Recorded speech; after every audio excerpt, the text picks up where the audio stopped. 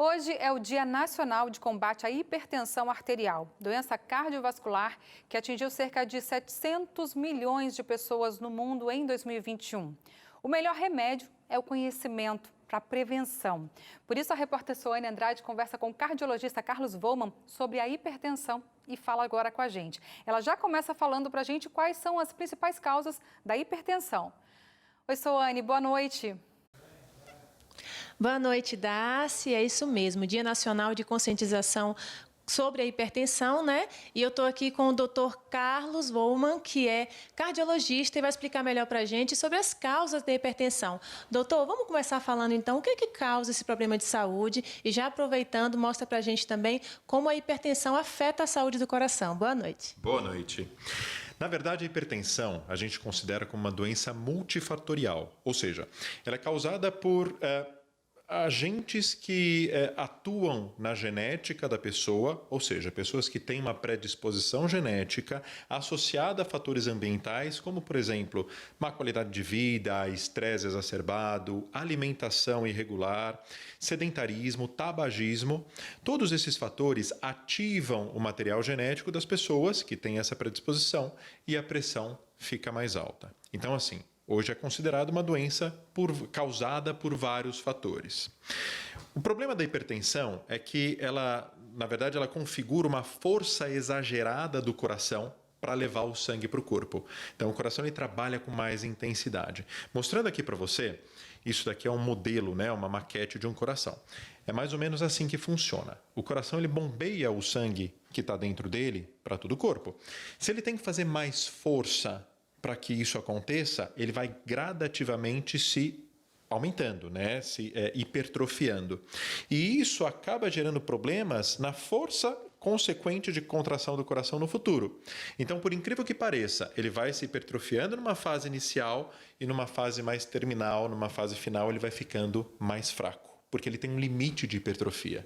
Então, imagina assim, ele vai crescendo até uma hora que ele enfraquece. Esse é o grande problema da hipertensão para o coração. Muito bom, doutor. Então, coração fraco não trabalha direito e a gente tem pouco tempo de vida, né? Agora, a gente vê muito falar que a hipertensão, ela atinge muitos adultos, idosos, mas e os jovens? Você que é jovem, que está acompanhando a revista Novo Tempo, fica ligado, porque a hipertensão também atinge essa classe da população, né, doutor? Explica um pouquinho para a gente.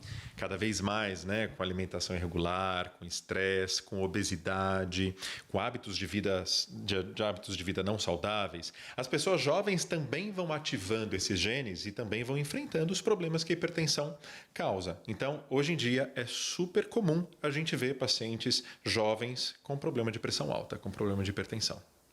Certo. Agora, a gente está no século XXI, uma alimentação bastante industrializada, fast food, as crianças adoram a batata frita e várias coisas que os pais muitas vezes permitem, né? E hipertensão nas crianças é real e como prevenir? Fala assim uma dica para os pais que estão assistindo a gente, tem filho pequeno e já vai no médico e opa, está com a pressão alta. Como é que a gente pode cuidar disso? A hipertensão nas crianças é super real e super prevalente também. Agora, só complementando, a gente que está saindo de uma pandemia, né, mundial, a hipertensão não deixa de ser uma epidemia de uma doença não contagiosa e também presente nas crianças. Então, assim, gente, quanto mais a gente prevenir com hábitos de vida saudáveis, desde a infância, alimentação saudável, prática de atividades físicas, mais a gente vai conseguir conter essa doença que é, de fato, uma epidemia mundial. Certo, então o recado está dado. Agora, uma outra coisa que eu quero saber aqui do Dr. Carlos é sobre a questão do sal. O sal é importante, a gente precisa utilizar ele no nosso dia a dia, mas, doutor, existe assim um sal que seja assim, ideal para a gente utilizar? Ele é acessível? Qual a sua dica em relação ao uso diário do sal para a gente evitar a hipertensão? O grande problema é o excesso de sódio. Então, os sais que têm muito sódio, eles são mais prejudiciais. A Organização Mundial de Saúde recomenda no máximo 5 gramas de sal por dia por pessoa. E isso, assim, é como se fosse 5 pequenos sachezinhos de sal, sabe? Se a gente preferir os sais, né, de cozinha com menos sódio, como por exemplo o sal marinho, a gente vai estar muito mais prevenindo muito mais, né? A gente vai estar ingerindo muito menos sódio e, portanto, com menos risco de fatores agravantes para a hipertensão.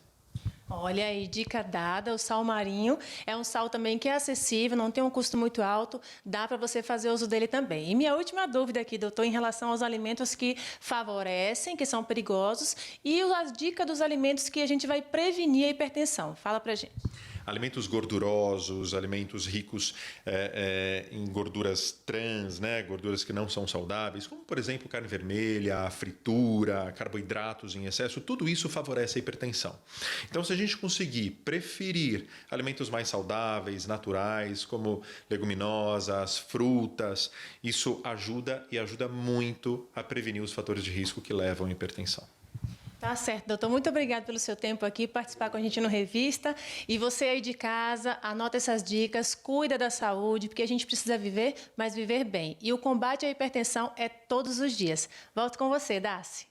É verdade. Obrigada, Soane, pelas informações, excelentes informações, porque assim, gente, informação, conhecimento é libertador, não é? Então, prevenção, agora é só colocar em prática.